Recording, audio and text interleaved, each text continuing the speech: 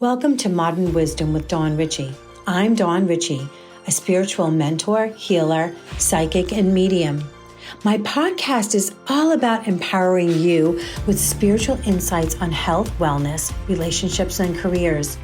Join me and my guests as we navigate life's twists and turns, sharing wisdom and expanding knowledge together.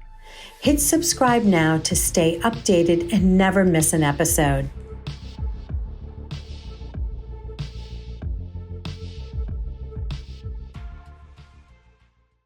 Hey everybody, welcome to Modern Wisdom with Dawn Ricci. And today I have my friend, I'm going to call friend, and guest.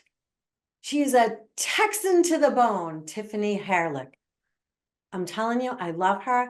I have Tiffany, she's a best-selling author, she's a professional astrologer, she's a yogi, and she's a beekeeper. I'm telling you, I always find the girls that are so busy, they wear so many hats. But Tiffany, welcome. I am so excited for you to be here. Thank you, Dawn. I have chill bumps already. I know we're going to have a good conversation today. So thank you for having me and hosting. I'm so happy to be with you and chat today. I know, finally, we had to reschedule a couple times, but it always works out in the end. Today is the perfect day, right? We always say it is when it's supposed to happen. So today is the perfect day. So when Tiffany's psychic abilities increased her after near-death experience, she pursued training under prestigious psychic mediums while obtaining a master's degree in health and psychology. And Tiffany's passion are all about being in the stars and metaphysical cosmos. She's here today to discuss all of it. And I am so glad we got to sit together.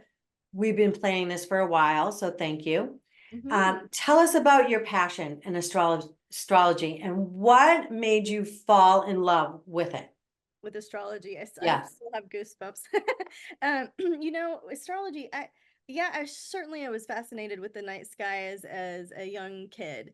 But I was about 20, and there was one day I had horses and I was riding my horse and something just led me to this bookstore. I got off my horse, I went into town, I went to this bookstore, and there was an astrology class going on. This was in the year 2000, so as we're recording today, 24 years ago, and astrology was very taboo, which is weird to think about now because it's so mainstream. But it was very taboo. So it was like we were meeting in this secret bookstore to learn about astrology. And, the teacher was a Taurus. I'm a Scorpio. He was very methodical, very slow.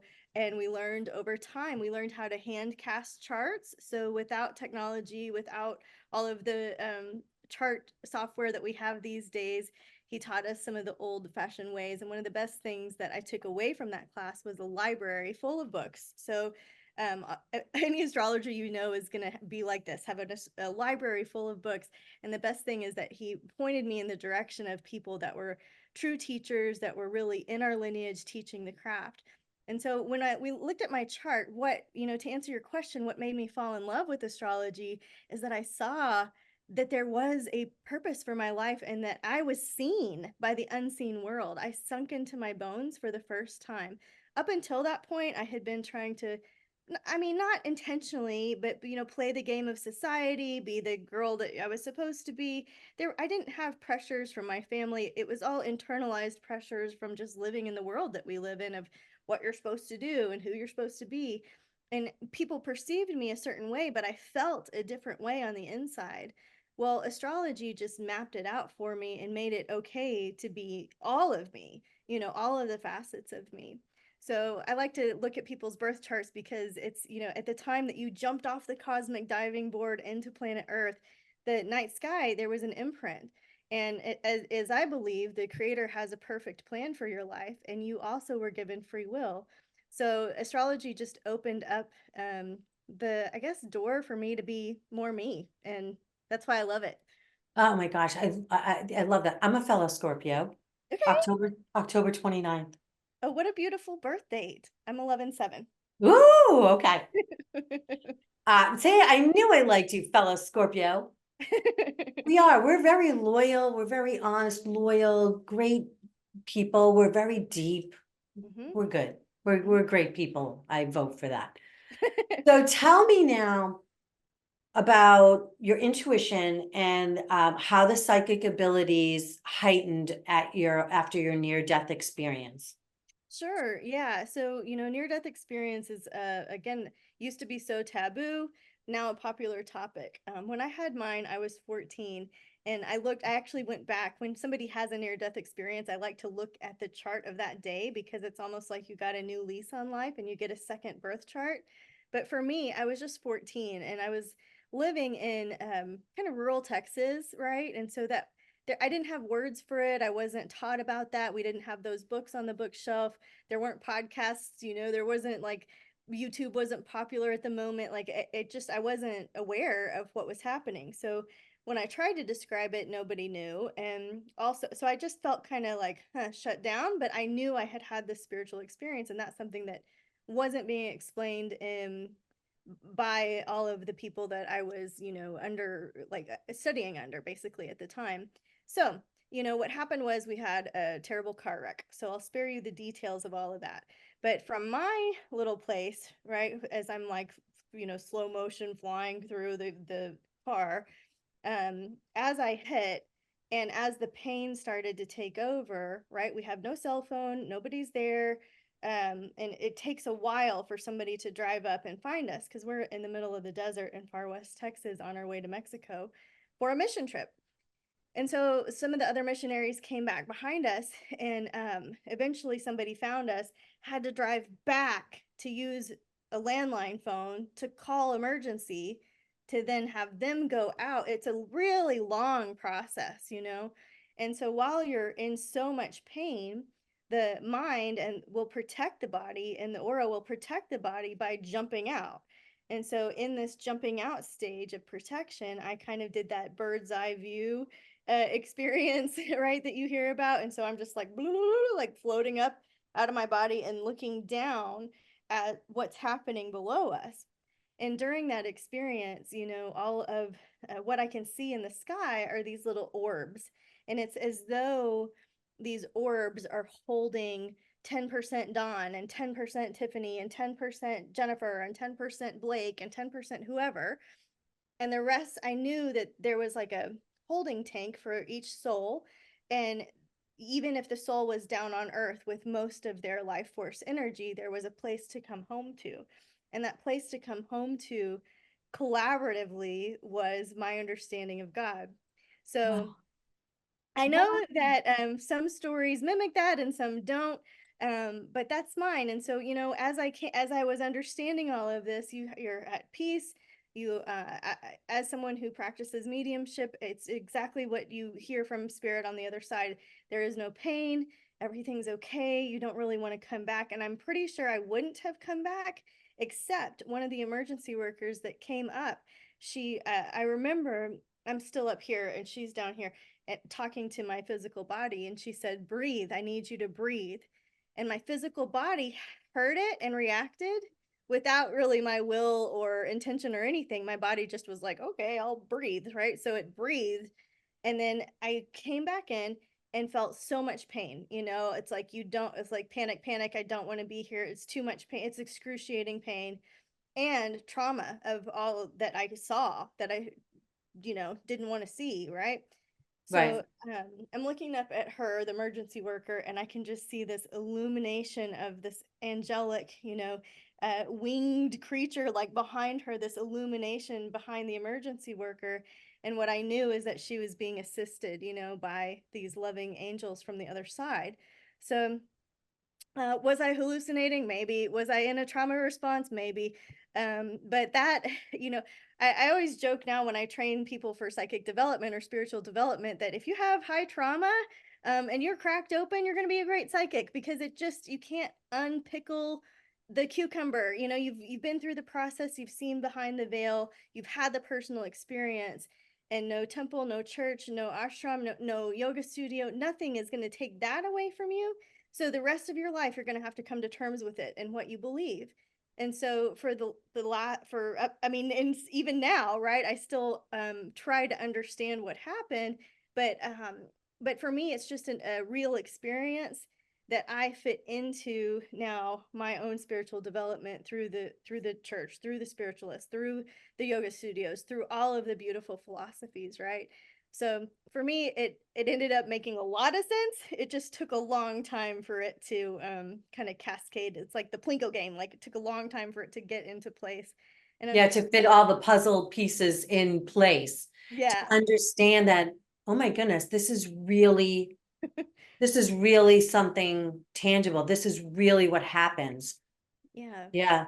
Well, I mean, obviously as a psychic medium too, and we're both in the industry. Yeah, I mean, if I didn't have the trauma and if I didn't figure out my own past lives, if I didn't feel all that, I had the same experience in a past life that was uncovered to me. Mm. So I understand that wholeheartedly. Now, I love the fact that, did you feel comforted that you saw angels or a halo or that, the white light or that the halo of light around? Did you feel comforted of that or did you feel confused? Do you remember? Oh yeah, no, I felt very comforted. Although it wasn't like a mother's love, it was a power. It was, it was a power, and Yeah, us Scorpio women like that power, so I was good with that. I was yeah, good. I felt like somebody was in charge, somebody was in control, somebody had this, and I could yeah. relax and let whatever was going to happen happen because there was some higher power that was facilitating through other people, right? So I felt very confident to be able to just let things take their course once that presence was there. When did you realize, if you had to think back, when did you realize that it wasn't your time and you had to come back? Because as you were speaking that story, I distinctly saw a cord. I distinctly saw a cord that was just protecting you, to bringing you up into the ethers and protect you in that bubble so that you would come back down. So Yeah. did you feel anything like that? No, but that makes perfect sense. So I appreciate Yeah, that reflection because that is exactly what happened. I just was like protected for a second and yeah, drop back down. Of course, in my body, it I mean the pain was excruciating, excruciating. So there wasn't a painkiller that you know what I mean? Like it was just yeah. strap you down to a wooden board and go in the emergency vehicle for like an hour to get to Oh the my, next place. And it's English is the second language there, which was fine. I could speak Spanish, but it was still very disorienting. yes, yeah. Um, so Well, yeah, so to say like I wasn't thinking about am I dead? I didn't feel dead. I wasn't thinking about is it my time to come back? It's just like the channel changed. You know what yeah, I mean? Like, yeah, all right, we're over here now. It's like going scuba diving, going underwater, like, oh, the channel changed. It's a different realm, it's a different surrounding. I it wasn't is. scared about coming or going or where am I or do I deserve this or none of that. It just you're just in a different channel. So, So it's funny you say that because, some people that do have near death experiences, they come back and then they start feeling guilty because everybody else died except for them, mm, you yeah, know? maybe it's fortunate that I was so young because I just didn't have any of that. Yeah, yeah, thank I God. certainly had friends that died young, and I understand the feeling of survivor's guilt. Yeah, Because I certainly wish that some of my friends that were my age could have had this longer experience here. But I didn't feel like guilty. I just yeah. was like enjoying the show and then in a lot of pain. So I know. Well, thank goodness you're okay now. And look, yeah. like I think that you have a mission here on this earth plane and you are on it. You're just fabulous at what you do in the astrology part of it. I do want to touch upon, tell us about your personalized psychic development that you do for people. I would love to hear about that. Sure, absolutely. So, I do have a membership where people come and I do a monthly class and I do a monthly group reading and they get a weekly horoscope email. So that's a spiritual development membership. And if you're in the membership, the topic changes every month. Of course, I'm aligning it with the astrology, but that is a great place to start. But my favorite new product that I was just sharing with you before the show is called 40 Days of Spirit. And it's to me, it's like the start here button. So it is a spiritual development walk via email. And you get one email every day, and it's a lesson. It's a micro lesson. It has some history, some techniques, some exercises. I encourage people to take a whole hour with it every day, but if you have 15 or 20 minutes for 40 days, you know, there is a huge spiritual significance with 40 days, taking 40 days to do something. It Right. is a transformative process if you walk through it. But to me, it's like, oh, you're kind of sensitive, or you're intuitive, or you're psychic, and you don't know what your skills are. Go here, and start here. Like, that's my start here button, like I said. So, of course, I'm going to do all of the normal anatomy of intuition, and we'll spend one day on each of your psychic senses. But the way I describe it, Dawn, it's like, you know, you were born wise, and we all have these senses. Most of us are born with five physical senses. We can see things, we can smell, taste, hear, feel, touch, right? And those senses extend out into the spiritual world past our aura field. And so it's just a fine tuning and a training. Everybody has it. Everybody's psychic. Everybody can be mediumistic. Everybody could be a football player or a piano player or whatever. It just takes an interest, a devotion, a commitment, and a training. And through those 40 days, you develop your relationship with spirit, you know? And so my understanding of spirit has come to change over time, and so will yours. And the questions and the exercises and the techniques are to help you understand, who are you even talking to, right? How are you getting these synchronicities? I remember one time, if I can segue for a little mini story, Of I course. I was getting a massage, and the lady doing the massage, you know, you're relaxed, you're in an altered state of consciousness when you can finally, like, I joke about it, like I walk around the house and I'm jumpy, but a complete stranger can be massaging me and I can snore. I don't know what the deal is, but you get relaxed in the massage state. And she shared with me that she'd lost her wedding ring that day. And I said, "Oh, okay, say no more. Are you okay if I tap in to see if I can find him?" She said, "Sure." So I did some remote viewing. I shared what I saw. She and her husband went to the spot. She had done some outpatient work I didn't know about. It was in a parking lot as described. There's her wedding ring, right? This was awesome, but it created a spiritual crisis for me because nobody knew where the wedding ring was. Nobody here on earth knew. It's not like I tapped into, like, it's not like I dialed somebody and said, "Where's her ring?" and they saw it. So this created a huge conundrum for me to go on a spiritual journey of, who am I talking to? Who am I connecting to? What are my beliefs around that? And so this 40 days of spirit helps you unravel those types of questions for yourself, you know? So, That is beautiful. I think that's a fabulous idea. And you know what?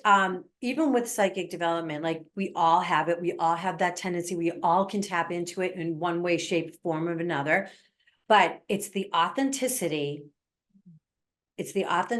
of reaching to the higher level of really acing the craft or mm-hmm, acing the skill. mm-hmm, You know, mm-hmm. because you know, there are low energies, there are high energies. I mean, we've all been to good psychics, bad psychics, fake psychics, real psychics, you know, and so you really need to, if you're gonna do this work, right? You're gonna do this work. We're peeling back the layers because I know you're a high ethics person. I am too. I am peeling back the layers and making sure that everybody's on the up and up, you know? Absolutely, yeah. Right? And so yeah, I love this idea. And that's going to lead me into Tiffany and I, to just share it with everyone, last time I spoke with her, I think we were at a conference together in Tampa. I think that's where we were. Mm-hmm. And we follow each other on Facebook, but I happened to see this Facebook post earlier in the year. And I was going through this like really kind of funk thing. And when I read her post, it like really thumped me in my gut. It was like, Oh, boom. And it really sat and it really made me feel, you know, that I wasn't alone, that it was okay to feel the way I'm feeling. It was okay the way I reacted. And it was definitely okay to let it go.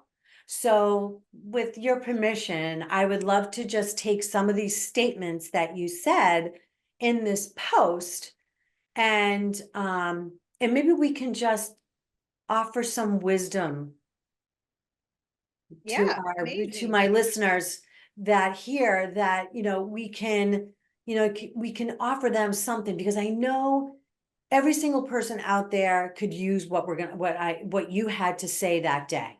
Okay. And it was actually on January 10th.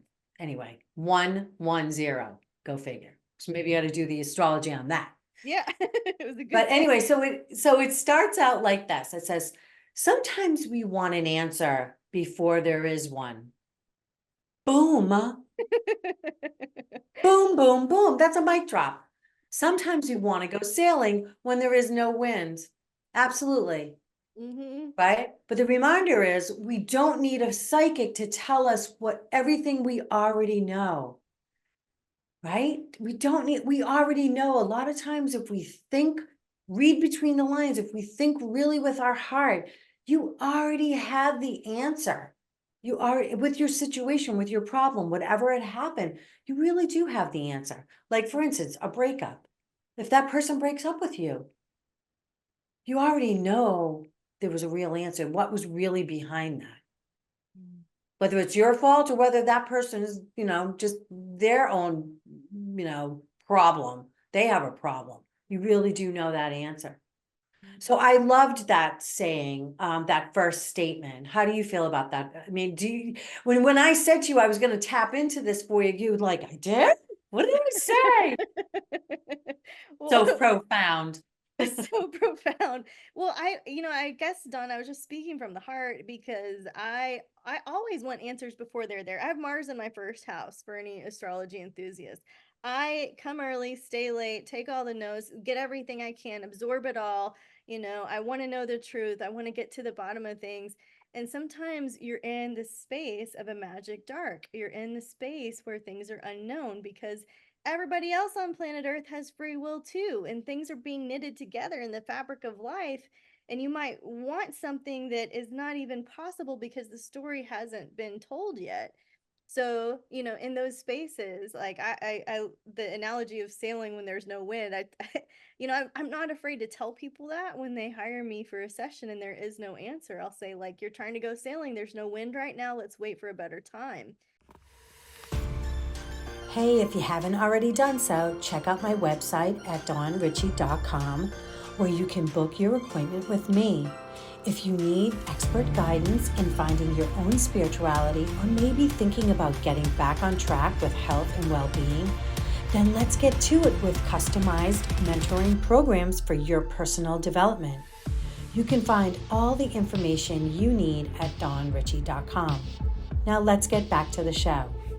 you know and let's look at the astrology and see when the windows of opportunity are, so that you can know that this too shall pass. And when, that's not to control every aspect of your calendar, but it's to realize, like, okay, this is a downtime, and downtime is not wasted time. And in fact, it's a very important part, especially if you're thinking about, like, the garden. You have to have the downtime to regenerate the soil before anything can grow. If you're sailing, you have to have wind to Yeah, move the boat anywhere. But right. if you just want to go sailing and there's no wind, all you're doing is creating frustration and losing energy and being inefficient. And you're probably not listening to the quiet, still voice that's just telling you, sit down all the way and breathe. I got this, you Get know, quiet. get Mm-hmm. quiet. And Get so my quiet. version of get quiet is usually that I'm yelling at my higher power first, right? Like, I want this thing to, where is my answer? I don't understand. Like, can you help me be patient? I'm not patient. Easy So button, easy button, easy button, yeah, right? Get me the easy button. Yeah. give me the easy button. My first prayer every morning, the first thing I say out loud is, God, direct my thinking, because I am a human, I am flawed, and I am going to take it somewhere that you don't need me to take it right now. So God, direct my thinking. And anytime I want to go sailing and there's no wind, that's my prayer. Just, God, direct my thinking, you know. Um, Well, the next most profound part of it is, it says, sometimes the best answer is to do nothing, say nothing, no response, wait, pause, observe, let some more time pass. Notice that text you didn't want to see, and let it be what it is. Keep going. Notice right. the emotions coming and going. That's their nature. You are not their emotion. You're not emotions. You are the Zen master watching the tides come and go. That was a good one. Fast I know, Tiffany, I'm telling you. That's so sweet. I'm Uh, telling you, it really made me, it really, really made me, it really made me feel good. It really did. It was a very big connection. So I thank you for that. But so in that, like, yeah, I know sometimes the best answer is to button your lip. Don't say anything. You know, let something pass. Take mhm. time to reflect. Maybe that person really wasn't wrong, and maybe, you're partly to be wrong. So just, And take I some mean, time. do you believe in spirit? Do you believe that there's a higher power that's orchestrating something? Maybe this is uncomfortable for you, but maybe this is what was intended to What happen, happened, right? To right? reveal itself. I mean, how many more times? Like I'll say to spirit all the time, okay, you got to let me know. You got to hit me over the head like with a frying pan, because that's how I have to be. Because sometimes I'm running around so fast in my logical brain that I get the frying pan over the head. And I'm like, oh, message received, I Mhm. love it. But so yeah, so that is that was beautiful. And then I'm going to just touch base on one more little thing here was, what can you do when there's nothing to do? What can you do when you're in the waiting room of life? Trust your intuition. Believe in the red flags. Look for the green lights. Look for the helpers. I'm getting chills. I swear to God, I'm getting chills. Choose yourself. Boom. Choose yourself. Keep learning.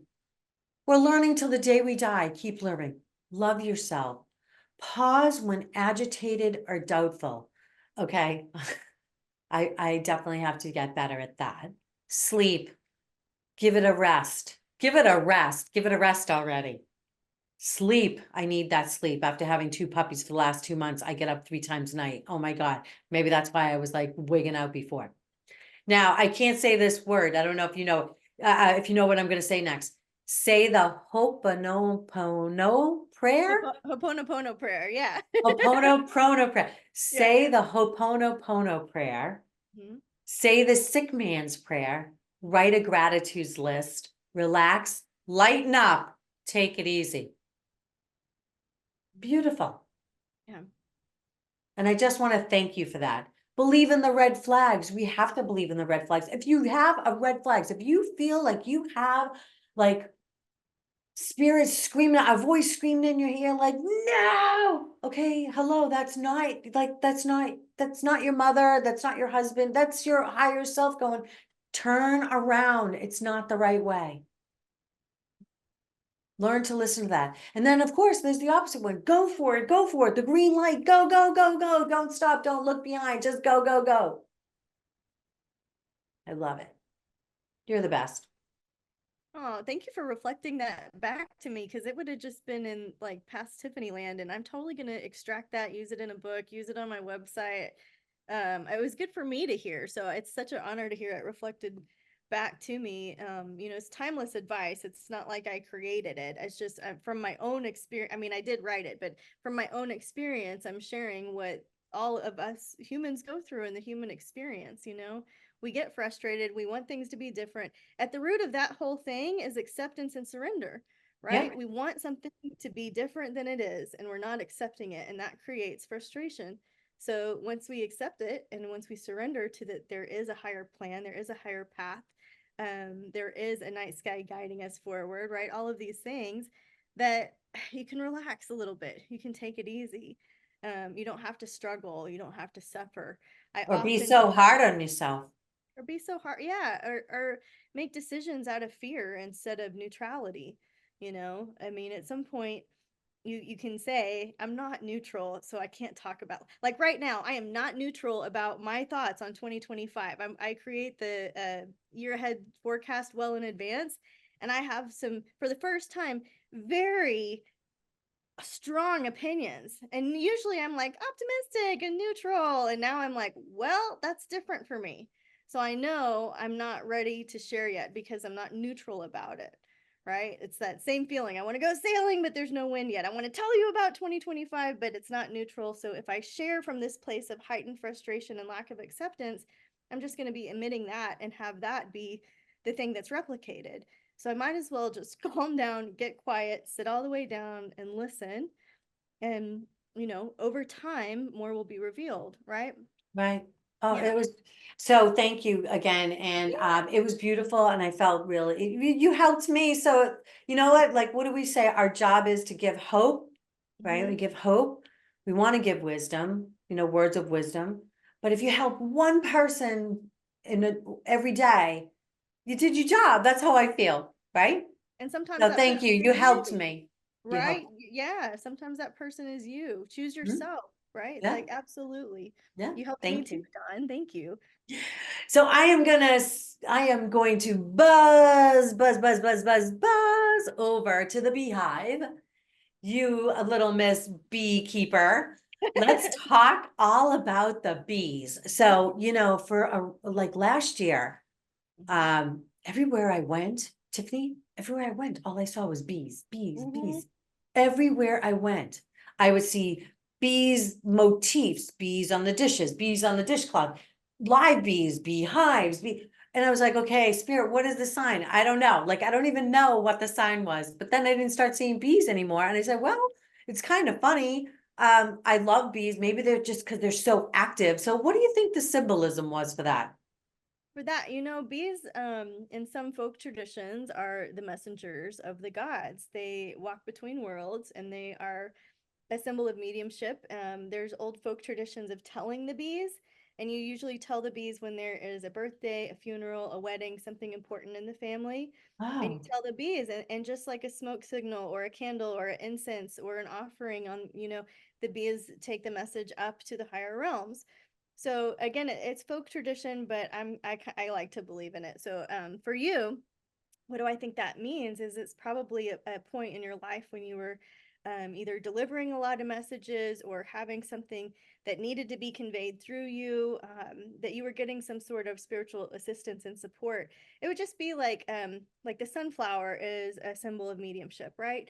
And so the bees are too. So it could be that you had a lot of spirit around you, messages yes. coming to you and through you. And, just because you're not seeing them now doesn't mean that spirit isn't around you. It just was a heightened period for At you. heightened period. Well, I'm gonna say, yeah, I'm gonna say absolutely on that because last year I guess it was during this time. Yeah, it was kind of during this time. Last year during this time, there was a lot of like career movement for me. There was a Mm-hmm. lot of like actually putting puzzles in place and the pieces in place and a lot of discovery for me. Um, I was really teared myself open, Mm-hmm. became extremely vulnerable in a Mm-hmm. good way. Like, Yeah. it's all about healing. Mm-hmm. Um, and I think now that you're saying that, I think that was why I was seeing a lot of bees because they felt that this was the messages that were coming through to me. And it was a lot of movement, a lot of buzz, a lot of Mm-hmm. like buzz. Yeah. Anyway, I love Yeah. it. So tell me about the beekeeping and how you got into that. I want Mhm. to know about the hacienda because I'm adopting a hive. Tell me all of it. Start from the beginning. Tell me all of it. Okay. So, beekeeping was kind of my COVID hobby, I guess. Are you? People, Oh, I, really? You just started yeah, out when COVID? yeah. I'm in my fourth season right now in 2024, which is Wow. very young in the terms of beekeepers. Yeah, yeah. But I took two separate year-long apprenticeships. I've gone to every conference that Texas offers. I have really studied, jumped in all the bee groups, like listen, learn from the best of the best. Again, got the right books, got the right recipes. And the thing about beekeeping, it's so wild because the joke is you can ask 10 beekeepers what to do and you'll get 11 different answers. And then they're all going to say it depends. And at first it's maddening because you're like, isn't there just like a process? It's like a dog. You just feed them in the morning and take them on a walk and they're going to be all right. It's nature. It's not. It is so complex. Beekeepers in my area, to me, they're some of the most intelligent people because they're thinking through variations of nature, as you study beekeeping, there's a whole science side, there's a whole spiritual side. The bees have incorporated the Fibonacci sequence into the way that they lay their eggs. They Ah, have incorporated, of course, the hexagon in their shape of their hive and comb building. They have adapted their biology to spring versus winter. They live different lengths of time in spring versus winter. They have three main types. You know, all of the workers are female, all of the foresters biggest, are female, and biggest. right. And then there's drones, right? And a lot of on the science side, a lot of the beekeepers will say, "Oh, the drones, they're just there to reproduce, and they, you know, they can come and go in any hive. The workers are loyal. The drones live, or they fly in a drone congregation area to mate the queen. When the queen gets mated once in her whole life, she'll mate with, you know, 12, 15 drones, and they've done their job, right? They die in flight afterwards. But the drones, you know, they have a spiritual purpose too. And so if you go on the spiritual side, they are the shamans of the hive. They do the drumming when the baby bees are born. And so Wow. my science beekeeper friends are like rolling their eyes at me talking about this, but I love both sides. I don't have to burn sage and frankincense for the bees when I'm smoking them, but I like to because it's witchy and fun and herbal, and it brings in plant medicine, and I like it. You know, there are a million different ways you can do beekeeping, but that's how I got into it. And you know, it was just through this desire. My neighbor, my closest neighbor, had bees, and he invited me over and we looked at his, and then I signed up for my first apprenticeship, and it's just been nonstop. You get the buzz, right? Like you get the bug. It's very easy to get addicted to. You this it's the law of plenty. It's the law of the harvest. There's abundance. They're prolific. And then you want to we want to harvest responsibly, right? Like this year is an interesting year. So you become a weather person, you become a herbalist, you become Right. all sorts of things when you're studying and working with the bees. But you know, I believe that nature provides in plants what in the spring what we will need in the fall. And so this year we had a harvest of plenty, like we have a ton of plantain, a ton of yarrow. I mean, prolific out there, a ton of wild plum. And so I've been, the bees, of course, increase the yield by 40 to 80% if you look at the numbers. But Wow. just looking at my wildflowers, every year they have grown and grown and grown and grown. Now, what I was trying to say is this year's different because we've had a lot of rain. We've had rain every day, very unusual in my part of Texas. But we're thankful for it because it grows things. However, it washes the nectar out every day. So even though it looks prolific and abundant, the bees are starving right now. They have nothing to eat because the rain washes the nectar out every single day. So right now I'm making the choice to feed a couple of the hives that are struggling, and that's highly controversial. So in the beekeeping world, you either you feed or you don't feed, or you treat or you don't treat, or you use chemicals or you don't use chemicals. And I haven't treated, I haven't used chemicals, and I feed in emergency situations such as this. But you have to know what you're feeding, right? So I'm feeding 1-to-1 sugar water. You don't feed powdered sugar, you don't feed organic cane sugar, you feed nasty white sugar and water 1-to-1. And this will stimulate, this is the proper ratio to stimulate their wax glands to build wax, build comb, and get stabilized in the spring. You wouldn't want to feed that same thing in the fall. So I could go on any number of storytelling tangents, Oh but my God. I'm like fascinated about it because, at the end of the day, so I'm Italian. So, you know what side of the fence I'm on. I'm like, oh my God, just feed them already. Cause I'm Italian. Everyone's got to eat, right? Oh my God. uh-huh, uh-huh. So, yeah, I find and I forgot because you're in Texas. So, yeah, you guys got really hammered this year with all this rain and everything. So yeah, I would imagine it's a hard choice to make because we are supposed to be with the cycle of life, right? And we're supposed to, and some people say you're not supposed to feed them, but I don't know. I'm sure you know what? I'm sure like you and Spirit will have a conversation Yeah. and you'll decide accordingly. And you know what? Screw everybody else who says anything. It's your bees. They're my They're my bees. bees. They're my bees. They're my bees. They're my baby bees. And that's what I want to do. You do Oh, you. I do me. You do you. That's what I say. that's Uh, true. Another cool thing I'll share about my apiary is they're all rescue hives. They're all rescue colonies. Oh, And so this means that I've gone to, like, a neighbor has had, like, one of them was in a doghouse, right? Another one was in oh, this metal can in their backyard, and they were getting in the house.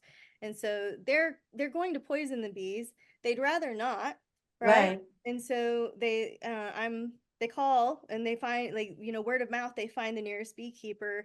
And so for me, all of my colonies have local genetics because they're raised here. I'm not buying queens from other parts of the world that yeah, aren't as hardy as they need to be to live here. And so I'm removing them. And in that process, Dawn, I do get with the Deva spirit of the bee. And I say, look, the truth is they're going to kill you. I'm trying to rehome you. Can you work with me on this? Do you want a new place to live? It's going to be beautiful. And see, and I have a nice connection, and I've had a very successful rate of removals. I don't want to jinx myself here, but they all of the hives in my apiary are rescue hives. And so that's what you were asking about, the adopt a hive program. You can adopt one of the hives, and I go out, I tell the bees your news if you got news. And then I also do gifts from the hive for people. So quarterly you get things like honey and lip balm and salve and things that it is a microclimate here, and it's all small batch, and it's stuff that I make with the bees on astrologically potent days. I'm not trying to scale this business. It is just a small, intimate, sweet thing to support a rescue apiary. right. Uh, and I'll Yeah, say, that is nature. They do die. They do abscond. Their point is to swarm, to cast themselves out, to take 75% of their hive away with their old queen and leave part of them, the hive behind, to requeen themselves and continue on here and here. So when you have a hive swarm, they're doing what they need to do in nature. But most of the swarms in nature die. Either weather, bird gets the queen, like something weird happens, right? So I'll split the hives to save them from themselves from swarming, and in that way you're increasing your colony size. So I did have an abscond at one point, and I was really upset about it, and I got with the bee spirit. And what I heard, Dawn, like, thank you for not thinking I'm crazy. What I heard was listen, I live in crazy. We're all crazy. what I heard was, why would you be upset over this any more than the wildflower field dying? The wildflowers are going to die. This is a cycle of life. This particular genetics is over, and it is okay, and it is good, right? Yeah, We're working with, like, death and life here. So as these die out, these rise up, and the legacy continues. So just because this wildflower patch is dead, don't mourn that loss while the next ones are coming up. And the same with us bees. Now, it wasn't quite so many words, but that's it right. The when you, feeling and the intention that it gave you. Yeah. yeah, The yeah, message. Yeah. That's yes. beautiful. Oh my God. Tiffany, this was like so much fun. I'm so glad we got to have this chit chat together. Me too. And I love your bees, and I really love hearing everything about your astrology. I'm on your list. I get your Oh, good. You get every my Friday? Friday. I do. I get Good. it every Friday. Good. Yeah, so thank you for that. But as we wrap up here, Mhm. please tell the viewers where they can find you, all your information. Go ahead. Yeah, so the best way to find me is just tiffanyharelik.com. It's TIFFANYHARELIK.com. I know it's spelled funny. It's Russian heritage. So tiffanyharelik.com. But I'll put it it's in the show notes too, so it'll be yeah, put fun. it in the show Yeah, notes. yeah, You yeah, can find astrology, psychic bees. It's very easy to navigate the site. yeah. And I just appreciate the opportunity to share more of my little slice of heaven from the hacienda down here. Hey there, so before we head over to the next episode, I wanted to let you know about my show named Beach Bench Medium, and it's on my YouTube channel. As I passed by beach benches that line the boardwalk, I felt the nudge from Spirit to bring family members to their bench and give them a reading. If you have a bench dedicated to someone you lost, then get in touch with me at hello@dawnricci.com. I would love for you to be on the show. Thanks for listening.